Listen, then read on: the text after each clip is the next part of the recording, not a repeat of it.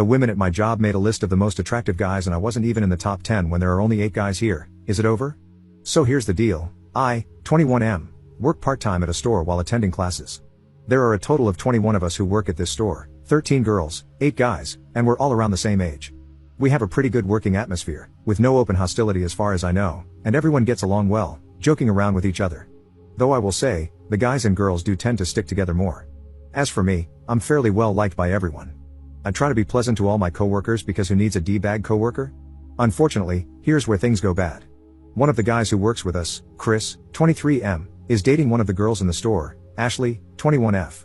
Chris was apparently browsing on her phone when he came across the girls' group chat. He said it was mostly girl talk, but he found a list ranking all of the guys in the store by their hotness. He had a laugh about it and screenshotted it to send to our group chat. Everyone saw it and had a laugh at the rankings. The guy at the top, Chad, 22M, kept sending crown emojis. Then, everyone knew I wasn't there. I didn't look at the chat until later since I was with my parents at the time and had it on mute. When I saw I wasn't on the list, it felt like I was slapped across the face. The list was out of 10, and they included the 3 delivery guys who drop off stuff and some of the girls flirt with. This crushed me in a way I don't think I've ever been crushed before. It's like, damn, am I that much of a hideous monster that I'm not worthy of being ranked? I spent the rest of my day being miserable and not talking to anyone. When I wasn't responding to the chat, the guys all tried to hit me up individually, but I didn't respond. I looked into the chat, and the guys were starting to be pissed on my behalf, which I definitely didn't want. I decided to call in sick the next day, and when I didn't show up, apparently, it all came out into the open. The girls at the store started messaging me, apologizing to me and making all kinds of excuses. Quite frankly, I didn't care. I decided to face the music the next day and suck it up at work. When I walked in, the atmosphere was a lot more tense than usual. Becky, 23F, who is the assistant manager and was on the group chat, pulled me aside and asked if we could talk. I said okay. She apologized on behalf of everyone in the chat and said that the list was not serious. It was girl talk and not meant to be seen outside the chat. She said that everyone, especially the women at the store, like me for far more valuable things than simply how I look, and that if it were a list of the nicest guys in the store, I'd be number 1. I couldn't help but feel like this was damage control and being friend-zoned all in one motion. I said, thank you, but I'm past it, and I don't want anyone's pity, and I went about my day. Of course, I did end up getting that pity, with a lot of the guys coming over to talk to me, and some of the girls as well. I got so fed up I went to the manager and asked to go home early. She agreed because she kind of knew what was going on. This was all about 5 days ago, and since then, everyone at the store has been trying to get me to talk, but I haven't gone back. I don't want pity, and I don't want sympathy. If they think I'm ugly, then fine, but don't try to justify it or make me feel better about it. The reason I'm here is that I need advice on how to navigate the situation at my job and with my friends. How do I tell everyone to basically leave me alone and not pity me? Because honestly, I'm leaning towards just quitting. Update 1. Hey everyone, I'm back, and boy, do I have an update for you. I can't believe this situation exploded so much. There was a fight, arrests, and I think someone might be getting divorced. Okay, not really, but people wanted to know how I was doing, so I decided I'd just make an update. I just wanted to clear up a few things. First, I didn't necessarily care if they found me ugly or whatever, I just felt like being left off the list was a deliberate slap in the face. I didn't, and don't, feel entitled to anything. Next, the manager of the store, Barb, was not involved in the group chat in any way. She's a 38-year-old married woman with 2 kids who is far too busy trying to get us to stop lighting up behind the store on our breaks. What I meant to say is that she was made aware of the situation after it was brought to her attention. Third, I wasn't aware of the list right away, I was with my parents and wasn't paying attention to the chat.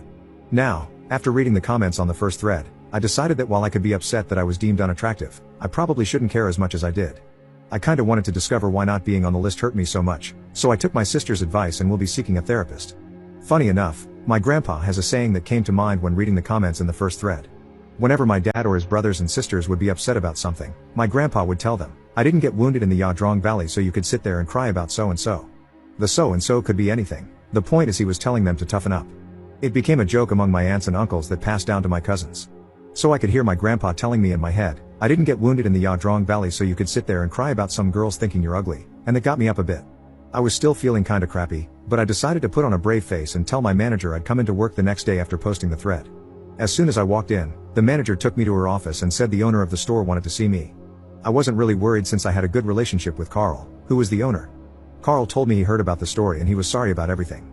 He said the list was childish and unprofessional, and he was sorry I had to take time off to deal with it. He said the girls all got a strong reprimand and a stern warning that this wouldn't be tolerated in the future.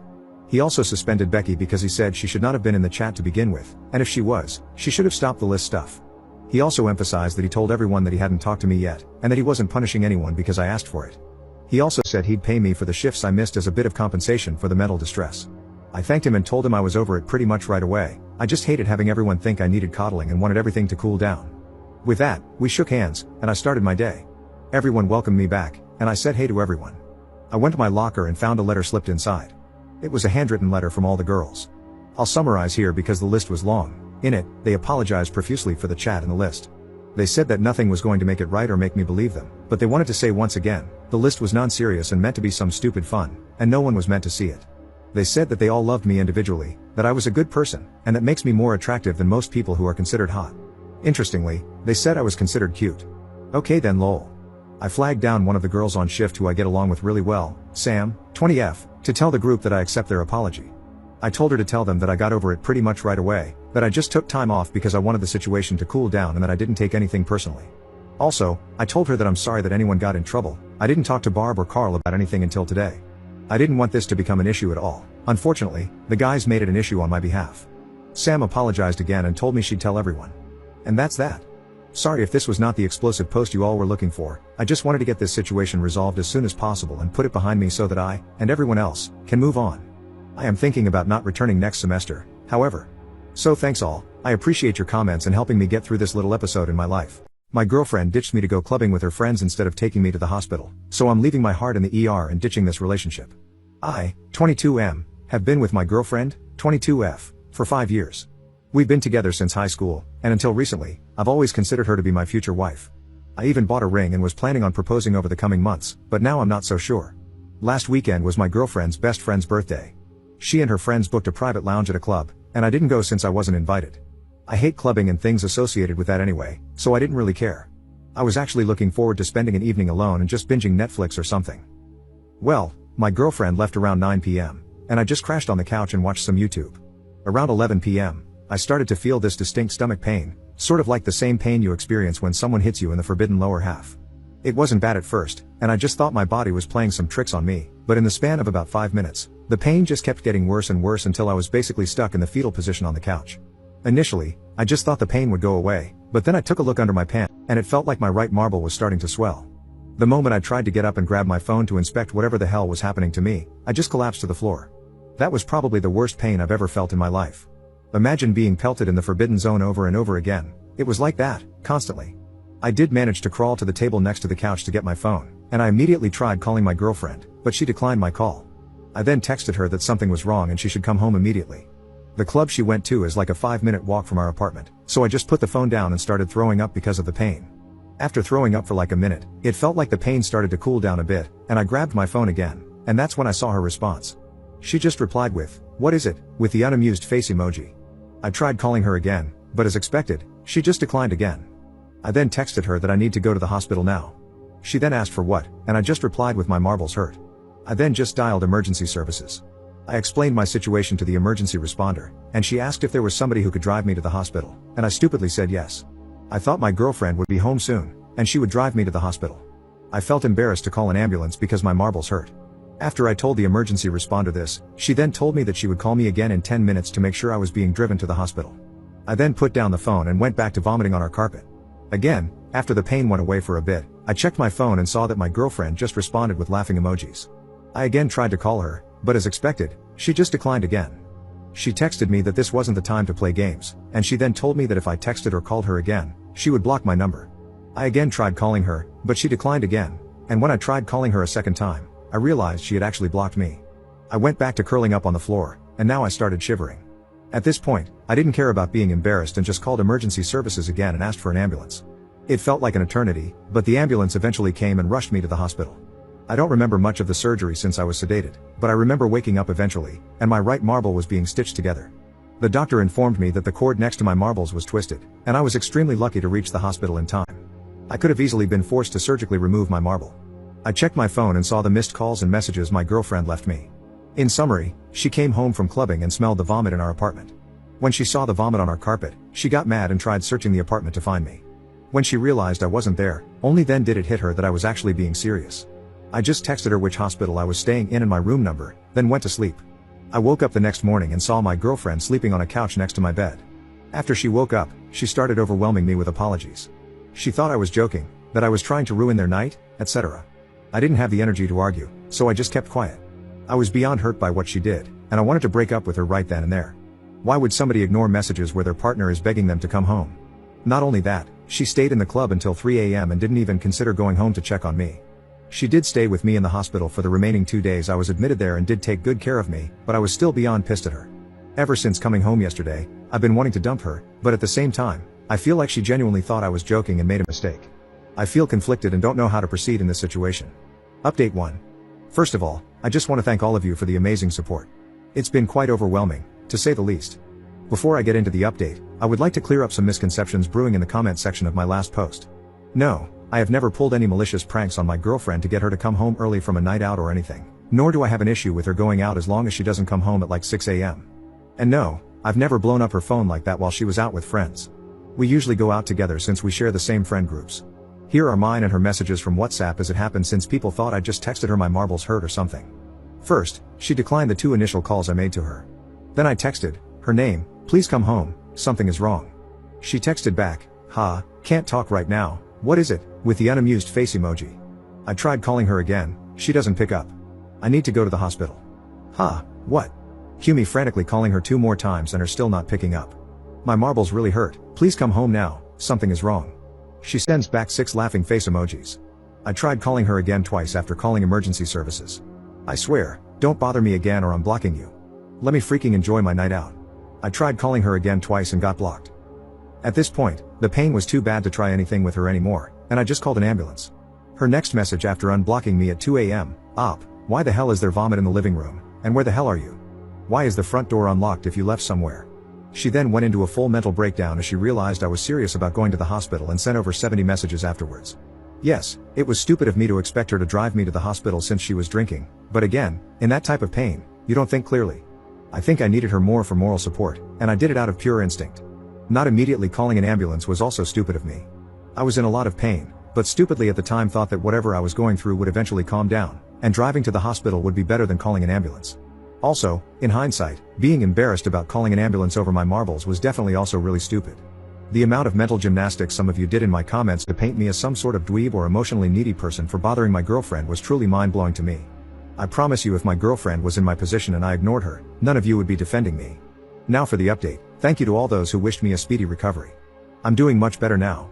Not being able to go to work for the next 3 weeks is definitely a bummer though. I work for my dad's construction company, and my job requires lifting a lot of heavy weights. I'm also prohibited from having any bedroom intimacy for the next 2 to 3 weeks as well. I might have also developed some trauma due to the pain, and I randomly get the same sensation again, and I get super anxious until it goes away. As for me and my girlfriend, it's complicated. As so many of you and my mom told me, 5 years is definitely a long time to throw away without having a proper conversation with her. So I did just that.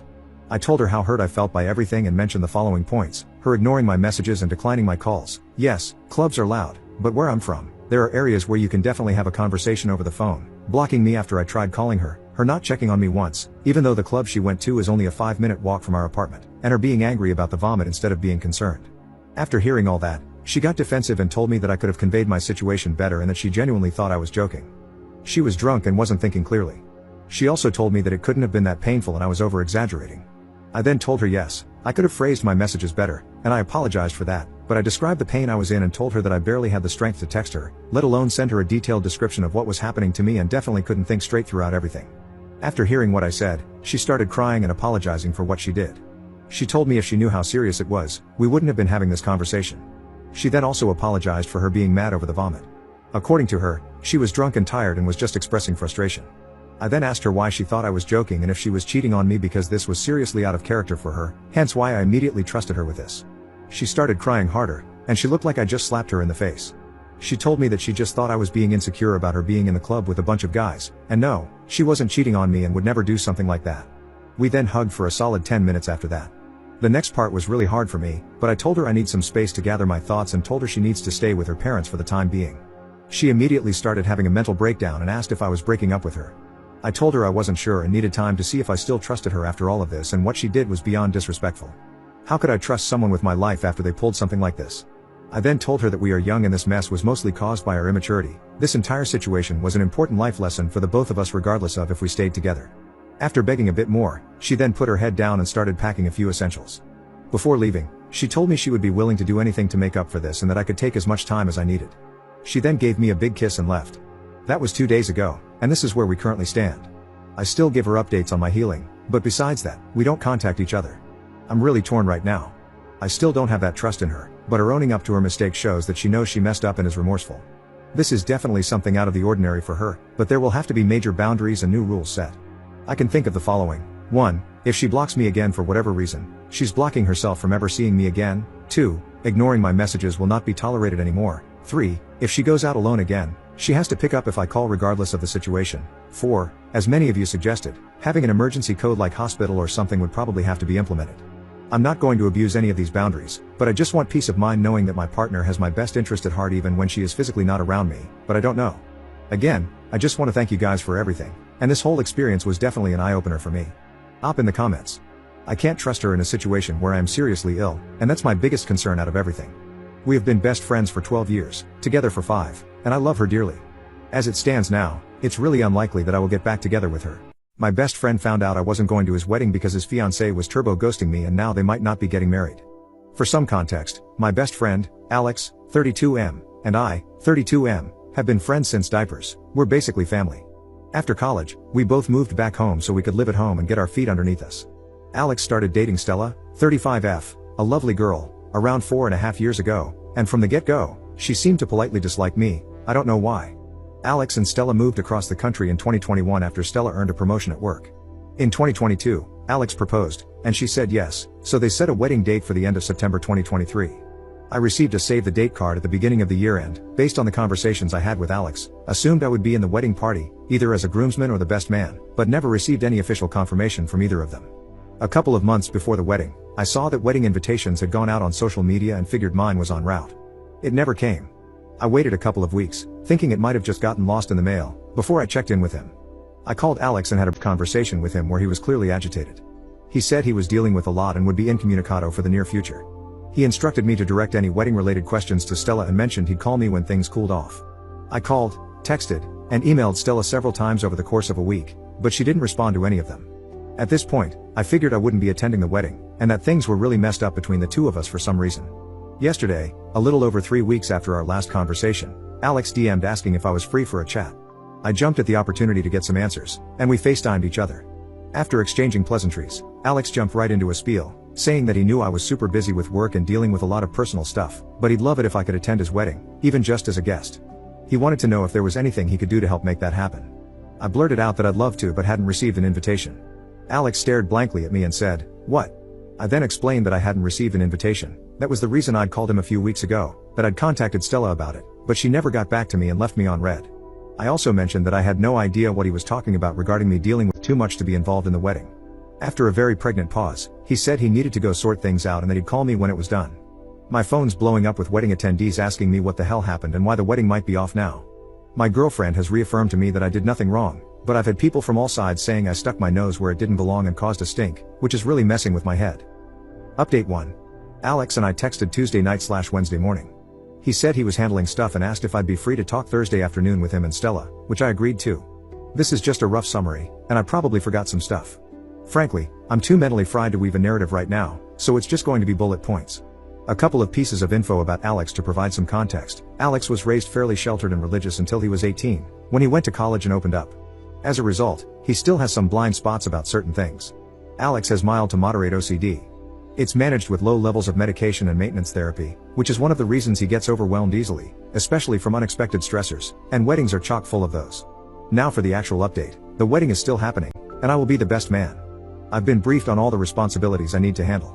The person who was filling in for me, Matthew, 34M, one of mine and Alex's good friends, is thrilled not to have to spend the day peopling and can instead run the booze supply to zero. As a result of this clusterflop, the parents of Alex/Stella/whoever is paying for the wedding will be covering the cost of mine and my girlfriend's plane tickets and hotel stay, as well as my best man tuxedo. What was the main driver of this mess in the first place? Stella's pregnant, hooray, I guess. They found out a couple of days after the wedding invites got sent out. Apparently, they were passively trying, then actively trying in 2022, but stopped and switched back to heavy birth control once the save the dates went out because Stella did not want to be pregnant on her wedding day. This led to several changes to the wedding, threw a bunch of other planning into disarray, sent Alex into an OCD spiral for a couple of weeks, which is why he was agitated when I called him and why he needed time to get his head around it all and manage the intrusive thoughts. It's also one of the reasons why Stella ignored/missed my messages/calls. Why did Stella not respond to my messages? Besides the surprise pregnancy, Stella said that she's on her phone for work a ton and gets hundreds, if not thousands, of emails/texts/calls per day. She misses some stuff, especially since she didn't have my contact info saved, lol. I also emailed her work email instead of her personal email, which I don't have, and my own personal email handle is not my name. In the future, I was told to be more insistent in my communication with her to break through her everyday noise. Duly noted. What happened to my invite? Stella claims that she sent me one but must have sent it to my old address. I did move in March to my current residence, and the save the dates were sent out in January. What did Stella tell Alex about me not being in the wedding? Apparently, nothing. According to Stella, he either 1, believed one of his intrusive thoughts was real when he was in his OCD spiral, 2, he got confused when she told him one of her cousins with a similar sounding name to mine wouldn't be attending, or 3, some combination thereof. According to Stella, she always wanted me in the wedding. Why did Stella not contact me after I didn't RSVP back? She assumed there was something going on with me and Alex and that we'd sort it out and he'd tell her. In the meantime, she was busy with work, wedding planning, and the unexpected baby. How did a bunch of wedding guests find out about this mess? Alex called his mom for advice after our convo. His mom had church friends over, and the church ladies overheard a good chunk of their conversation. Church ladies are gossipy, and Alex has spent a decent chunk of time the last couple of days putting out fires, so to speak. After about an hour, Stella left to go deal with some wedding stuff, and Alex and I chatted about things for a couple of hours. Do I believe Stella's explanations? Kinda. The baby's real, as far as I know, confirmed by a medical professional. She does have a cousin I know she's close with who has a similar sounding name to mine, and she does work from her phone a lot. But the rest of it just seems a little too convenient, and I feel like I'm left with more questions than answers. The good news is, since I'm in the wedding, I should have great access to figure out what the heck is going on, I hope. Update 2. Velp, it's been a while. Sorry, y'all for taking so long to get this update out. I've been absolutely swamped at work, putting out fires with my hair on fire for the last 6-ish months. So, the wedding was 8 months ago, and here's the Cliff Notes version of the wedding and some post-wedding stuff. The lead-up was boring, a crap ton of emailing back and forth between me, Stella, other wedding people, venues, vendors, etc. Me and Alex had some pretty deep conversations over the week and reaffirmed the importance of our continued friendship. Stuff was really awkward the first night we were there for dinner, especially considering both Alex's stepsister, Sam, 32F, and Stella's younger sister and maid of honor, Diana, 29F, were already staying there. For context, we stayed at an Airbnb within walking distance of Alex's house. I went into event work mode pretty quickly, and that smoothed things out right away and put Stella at ease. I spent most of the lead up to the wedding either at the ceremony/reception site doing liaison/setup or running around picking crap/people/crappy people up with Sam. My girlfriend, Alice, 29F, was kinda miffed about the whole thing. She's never worked a wedding before, just attended, so she expected it to be like 50% working and 50% vacation. It ended up being more like 90% me working and 10% vacation. She spent most of her time helping Alex out with wedding support related stuff or gaming on my laptop when she gassed out or got too overwhelmed. The wedding was a fun mess, with tons of unrelated drama. Stella sure knows how to design a beautiful ceremony and plan a party, I'll give her credit for that. I didn't get to enjoy much of it since I was working the wedding with a few other people in the wedding party more than attending, but oh well. The ceremony took forever, though. I felt terrible for all the bridesmaids who had to wear heels through that. Unfortunately, there was no gotcha moment or come to Jesus moment where I got the full story as to why the drama with Stella happened, but based on what I observed while working the wedding, I think I've been able to piece together roughly what went down. Why wasn't I the best man? I think this had more to do with Stella's parents, Ken and Karen, both in their 60s, than her, although she still doesn't like me. Here's my main reasoning. Ken and Karen were paying for the majority of the wedding, more than Stella, Alex, and Alex's parents combined. Alex and Stella sketched out pretty early what they wanted the wedding to look like. Throughout the process, Stella made several significant changes out of the proverbial blue. For example, they originally agreed on a smaller wedding, something like 50 to 60 people, but then one day, randomly, Stella asked for and wanted a big wedding. Alex didn't really care all that much and just figured she changed her mind. He just somehow missed that most of these changes occurred after Stella either had a phone call or an in-person meeting with her parents, which is on brand for him. Her parents were very standoffish towards me, to be expected, the feelings mutual, and made a lot of frankly weird comments about Stella's younger brother, Chase, 23M, who is totally not a cokehead. Often, these comments were made in comparisons between us that flattered him, and they kept insisting he was perfect best man material. Alex has barely met Stella's parents, maybe a dozen times over the last 5 years. Every time they visit for the holidays, Stella has them leave early for whatever reason, and Stella rarely initiates calls with them. Stella acts really weird around her parents. Around everyone else, she's a strong modern woman, but around her parents, she gets super meek. For example, her mom asked her to drive to some specific store over an hour away to get her a specific food item in the middle of wedding planning, and she just did it without any protest, leaving the rest of the wedding party in a lurch. When she got back 3 hours later, her mom took like 2 bites and then threw it away. If I hadn't seen this with my own 2 eyes, I wouldn't have believed it. It was that bizarre. Lots of other innocuous crap that individually means nothing, but when combined together, provide a decent amount of circumstantial evidence. So here's what I think happened, roughly. Ken and Karen wanted Chase to be the best man in the wedding, while Alex really wanted me to be the best man. Rather than make a choice, Stella appeased both parties by telling them what they wanted to hear while making no actual decision. The longer it went on, the more complex the lying got. When Alex had his breakdown, Stella saw a way to get out from under her Gordian knot of lies by taking advantage of the crisis. Unfortunately for her, Alex came to his senses before the wedding, started asking questions, and when push finally came to shove, she chose her relationship over whatever the hell is going on with the family, much to their apparent chagrin. Why does Stella not like me? I have 2 main guesses here. I swear a lot. I tend to forget that most people don't use the word FCK as a noun, verb, and adjective on a day-to-day basis. Since I was working the wedding and on my best behavior, I cut down on my swearing by a good 90%. This led me to notice that any time I swear, or anyone for that matter curses, Stella has a little grimace or cringe reaction. Stella herself also rarely curses, and if she does, it's something pretty small like hell or damn it, followed by a quick apology.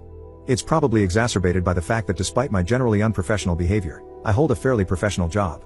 The dissonance can bother folks. Politics, and before people freak out, I'm somewhere between a democratic socialist and socialist on the political spectrum.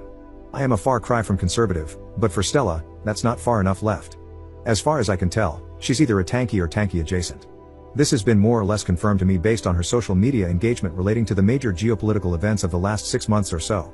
Probably exacerbated by the fact that my job involves working in geopolitics, so I am part of the repressive imperialist Western system. And as it turns out, I'm not the only person in the wedding who isn't super fond of Stella, so I found my flock, so to speak. Post-wedding stuff, Alex and Stella had a healthy baby girl named Iris, and Sam and I are the godparents. Alex and I have been talking a lot more. For whatever reason he asks me for childcare tips, like, bruh, I'm just as lost as you hear. We've set up a weekly gaming session where we're slowly slogging through Baldur's Gate 3 with Sam and Matthew. As far as I know, Alex and Stella are in couples counseling, which seems to be helping from my vantage point. Stella was weirdly against it, but Alex pushed for it so he could be a better husband to her, and she relented. As far as I know, Stella's already back at work and on most of her pre-baby schedule. Alex's stepsister Sam has been checking in on them periodically, and according to her, there are no major red flags at the moment. Stella actually texts/emails me stuff now. It's mostly baby pictures, but it's a step in the right direction, and I appreciate it. I send cat pictures in response. Hopefully, this is the last update. My life got far too interesting for that month, and with my current workload, I doubt I could mentally handle more drama. My girlfriend went way too far pranking her male friend, and now I'm wondering if the pranks are leading to something else. I, 24M, have been with my girlfriend, 24F, for 2 years now, and she has this one male friend, Declan, 24M, that she recently met. I'm not his biggest fan, but I didn't want to impede on the friendship. So she told me last week that Declan pranked her by calling her up and pretending to be Jack Nicholson with one of those soundboards, so she wants to get him back. So as a joke the next time we were over at his place, she used his landline to call an intimate hotline that charged by the minute and then just left the phone there. Declan gets charged like $200 for it. Declan strikes back at her again, and at this point, they're still just being goofy, and I don't really mind. He comes over to her place for a party she was throwing, then hides this creepy headless doll in her closet. She finds it, freaks out, but then starts laughing. Now she wants to prank Declan even harder, so she knows he's scared of clowns and she literally makes this giant papier-mâché clown statue that's hollow on the inside. She wants to put it in his house. Apparently his roommate will let her in or something, then hide in it all night and then pop out of it as soon as he notices it. So, I tell her this seems a little extreme, but she does it anyway. Fast forward to that night. I get a call from my girlfriend because Declan apparently socked her in the face as soon as he saw her pop out of the clown thing, totally as a knee-jerk reaction because he didn't know it was her. Her nose wound up getting broken, and she had to go to the hospital. Now she's fine, although she is still wearing a splint, but she wants to continue pranking Declan. At this point, should I put my foot down? She is actually getting injured, and it makes me wonder if she just likes being around him so much that she is using the pranks as an excuse. Update 1. Didn't think I'd have to do an update so soon after posting my original post, but here goes. I talked to my girlfriend about Declan, and I told her that the pranks are getting dangerous, and she is unreasonably close to a guy she's only known for such a short amount of time. She refers to him as her brother and her BFF, but it's literally been 5 months. I thought she would react in a mature way, but instead she said almost word for word, "This is why I'm always pranking Declan." At least Declan has a good sense of humor. I wouldn't even need to hang out with Declan if you weren't so uptight. So, at least now I have confirmation that she hangs out with Declan specifically because she thinks I am not good enough. We wind up having a screaming match, and the door rings so she goes to get it. It's this guy in a giant gorilla costume, who barges in and starts riding all our furniture. Immediately, I assume it's Declan, so I swing and deck him in the face. He takes off the mask. It's Declan's roommate, Chad. Apparently, Declan paid Chad $100 to scare us in the gorilla suit as a diversion, because he was right behind Chad. While Chad was riding our furniture, Declan snuck into our bedroom and put him underneath the mattress cover. So I tell both of these dudes to get out and stop pranking us. I thought I was finally standing up to Declan when finally my girlfriend tells me that the prank was hilarious, and she's going to give me time to cool off. She leaves with Chad and Declan, and keep in mind Chad's nose is still bleeding, and he's wearing the gorilla suit. I haven't heard from her yet today, but I saw her post a picture of a bagel on Instagram this morning, so I know she's awake. I still don't know where she slept last night or what happened with Declan. I want to break up because I'm so angry, but weirdly enough I still really love her, I can't help it, and I don't want to waste 2 years. Update 2. Sorry for updating so late, a lot has happened, and it was the 4th of July weekend. The night of my previous post, I broke up with my girlfriend. I told her pretty much exactly what was suggested. I even told her that I thought her behavior with Declan was already an emotional affair, if not a physical one. Not surprisingly, she flipped out at me and told me I was being emotionally abusive and controlling. She told me that every ex-boyfriend she's had has been emotionally abusive, and I fall right into that category. Okay lol. Because she's only kind of living with me and technically not on the lease, it was pretty easy to kick her out. I wasn't sure if she was going to return to her old roommate, who has most of her stuff, or if she'd start living with Declan and Chad. When I asked her if she was going to move in with Declan, she told me it was no longer my business. Anyway, so that night I tried to relax. I was pretty upset but pretty sure in my decision to dump her, and I felt like I could start anew, meet someone else, etc. Then I got a bunch of random calls on my phone from a restricted number. When I picked up, nobody was there.